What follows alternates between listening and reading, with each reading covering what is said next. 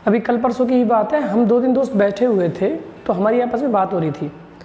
एक जो मेरा दोस्त था वो बेसिकली नॉनवेज खाता था, वो मांस वगैरह खाता था। तो हम लोगों में आपस में बात हो रही थी और मैं प्योर वेजिटेरियन हूँ। तो वो मुझसे कह रहा था कि आपको नॉनवेज खाना चाहिए, जबकि मैं कह रहा था कि मैं नॉनवेज नहीं खाता और आप किसी जीव को परेशान करते हो, आप किसी जानवर में से मीट निकालते हो तो वो अच्छी बात नहीं होती, किसी जीव की हत्या होती है। तो उसने मेरे सामने एक ऐसी थ्योरी रखी जिस पे मैं सोचने पे मजबूर हो गया। और इवन मैं तो उतना मजबूर नहीं हुआ क्योंकि मुझे पहले से पूरा एक बात पता थी। मेरे जो साथ वाले दोस्त थे वो सोचने पे मजबूर हो गए और उनके सामने कोई उत्तर नहीं था। वो थ्योरी थी, वो दोस्त बोला कि जब मीट खाने से एक जानवर को दिक्कत आती है तो हम दूध क्यों पीते हैं, हमें दूध भी नहीं पीना चाहिए, वो भी तो एक जानवर में से ही निकलता है। तो ज़्यादातर लोग जो नॉनवेज खाते हैं वो वेजिटेरियंस के सामने एक थ्योरी रखते हैं कि आपको भी दूध भी नहीं पीना चाहिए, क्योंकि दूध जो है वो नॉन वेजिटेरियन है और वो भी एक एनिमल प्रोटीन ही है, वो भी किसी पशु में से ही निकलता है। और ये जैसे हम वेजिटेरियन से बात सुनते हैं तो हम ये नहीं समझ पाते, हमें लगता है कि ये बिल्कुल सही बात कह रहा है, इसकी बात बिल्कुल सही है, दूध भी जो है वो एनिमल प्रोटीन ही है, वो भी पशुओं में से निकलता है। और फिर उसने एक थ्योरी और रखी कि जब आप पशु का मीट नहीं खाते तो फिर आपको सब्जियां भी नहीं खानी चाहिए। वो जो सब्जियां हैं वो भी तो किसी जीव की हत्या ही हो रही है। हिंदू धर्म में जैसे कि कहा जाता है कि हर जीव के अंदर हर एक वस्तु में जो जीवित है उसके अंदर एक जीव होता है, उसके अंदर आत्मा होती है। तो वो मुझसे बोला कि आपको पेड़ पौधे भी नहीं खाने चाहिए, आपको सब्जियां भी नहीं खानी चाहिए, उनके भी तो जीव को दुखी होता है, वो भी तो मृत्यु को प्राप्त हो जाते हैं अगर आप उन्हें खाते हैं। तो अगर हिंदू लोग, या फिर हिंदू से मतलब नहीं है, जो भी वेजिटेरियंस हैं, अगर वेजिटेरियंस ऐसा सोचते हैं कि एनिमल प्रोटीन जो है वो दूध गलत है, वो भी मांसाहार है और ये सब्जियां हैं ये भी खाना गलत है, तो हम आज उसी टॉपिक पे बात करेंगे कि क्या सचमुच में दूध मांसाहार होता है, क्या सब्जियां भी अगर हम खाते हैं वो गलत हैं। तो आज का हमारा टॉपिक यही है। मैं हूं आपका होस्ट लोकेश दीक्षित और आप देख रहे हैं टेंशन गेट आउट। तो आइए शुरू करते हैं।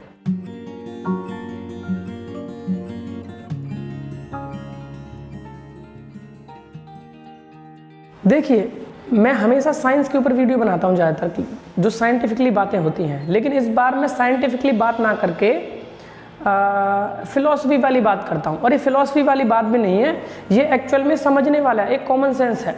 वो कॉमन सेंस कैसे, देखिए आइए जानते हैं। बेसिकली हम जो कुछ भी खाते हैं, चाहे वो वेजिटेरियन हो, चाहे वो नॉन वेजिटेरियन हो, चाहे वो सब्जियाँ हो, चाहे वो फल हो, चाहे वो कोई पशु हो, जो भी हम खाते हैं इसमें मुद्दा ये नहीं है कि ये मांसाहार है, ये शाकाहार है, ये अच्छा है, ये बुरा है। इसमें जो मेन कॉज है, जो मेन मुद्दा है वो है दोहन और शोषण का।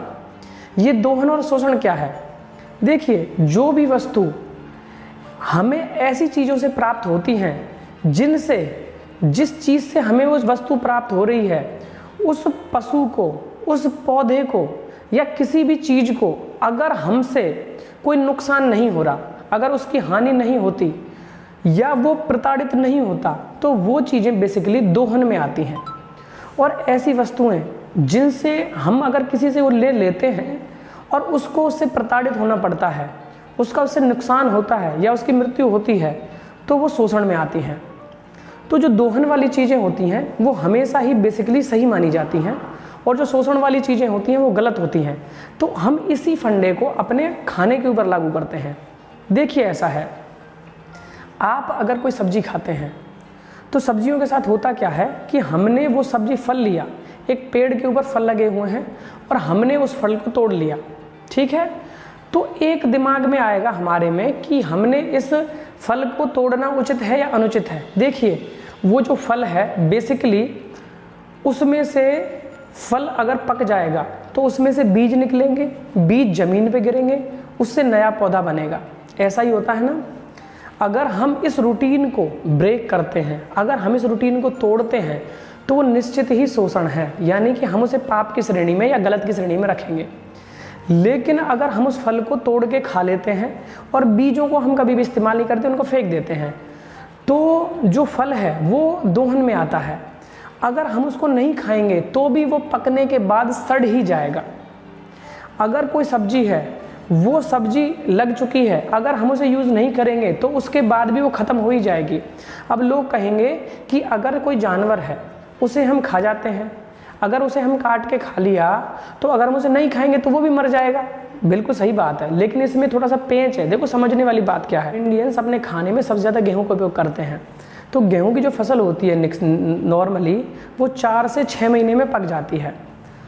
तो जो फसल है, अगर वो फसल पक के तैयार है, अगर आप उसे नहीं काटेंगे तो वो फसल नॉर्मल ही अपने समय पे ही तुरंत 10 दिन में, 20 दिन में, 1 महीने में मृत्यु को प्राप्त हो जाएगी और वो पूरी तरह से वेस्ट में जाएगा, वो पूरी तरह से ख़राब हो जाएगी।